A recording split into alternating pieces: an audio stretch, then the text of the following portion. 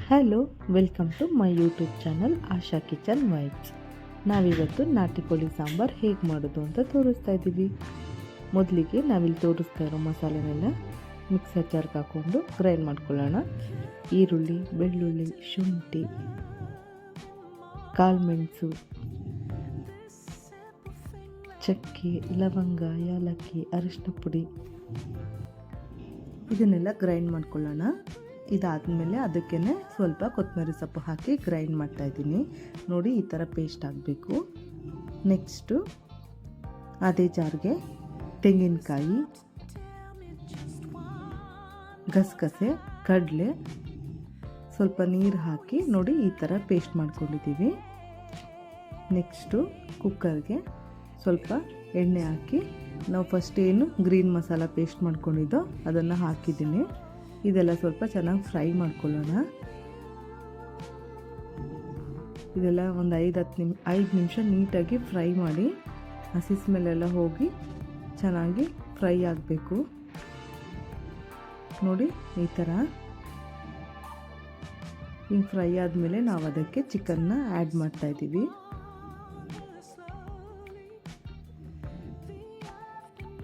ಅದಕ್ಕೆ ಸ್ವಲ್ಪ ಉಪ್ಪನ್ನು ಹಾಕಿ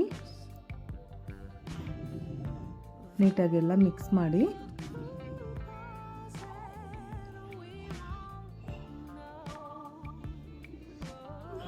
ನೋಡಿ ಸ್ವಲ್ಪ ಚೆನ್ನಾಗಿ ಫ್ರೈ ಮಾಡಿ.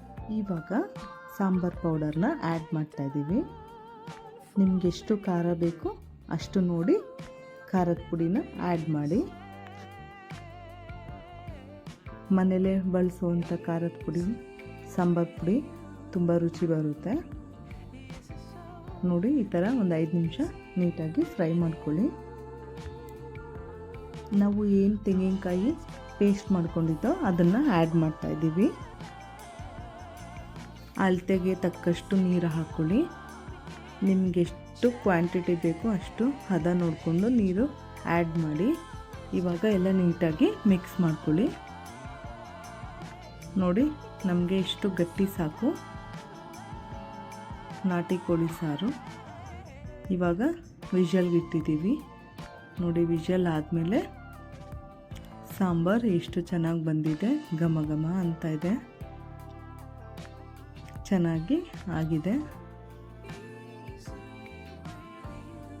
ನಾಟಿ ಕೋಳಿ ಸಾಂಬಾರು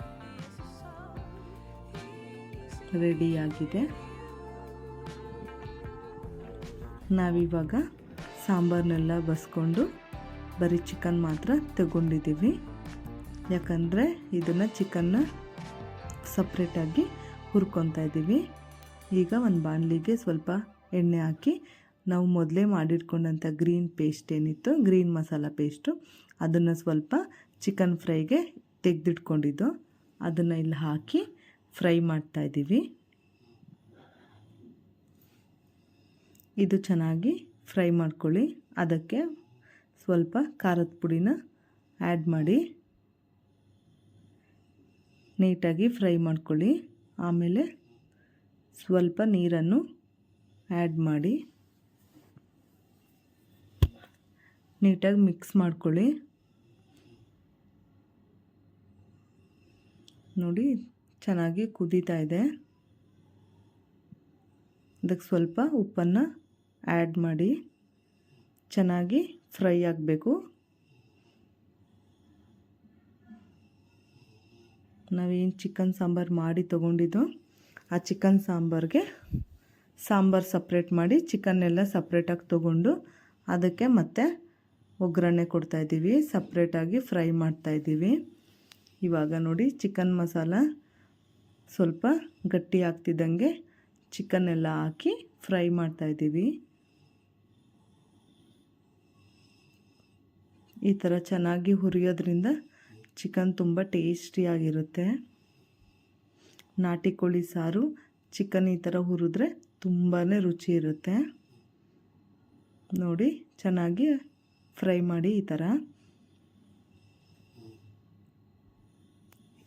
ಇದನ್ನು ನಾಟಿ ಕೋಳಿ ಬಸ್ಸಾರು ಅಂತಲೂ ಹೇಳ್ತಾರೆ. ಸಾಂಬಾರನ್ನು ಬಸಿದು ಈ ಥರ ಮಾಡ್ಕೊಳ್ಳೋದು, ಚಿಕನ್ ಫ್ರೈ ಮಾಡಿಕೊಂಡು ಊಟ ಮಾಡೋದನ್ನು ನಾಟಿ ಕೋಳಿ ಬಸ್ಸಾರು ಅಂತಲೂ ಹೇಳ್ತಾರೆ. ನೋಡಿ ಎಷ್ಟು ಚೆನ್ನಾಗಾಗಿದೆ ನಾಟಿ ಕೋಳಿ ಸಾಂಬಾರು, ಚಿಕನ್ ಡ್ರೈ ಸೂಪರಾಗಿರುತ್ತೆ ಮುದ್ದೆ ಜೊತೆ ಊಟ ಮಾಡೋದಕ್ಕೆ.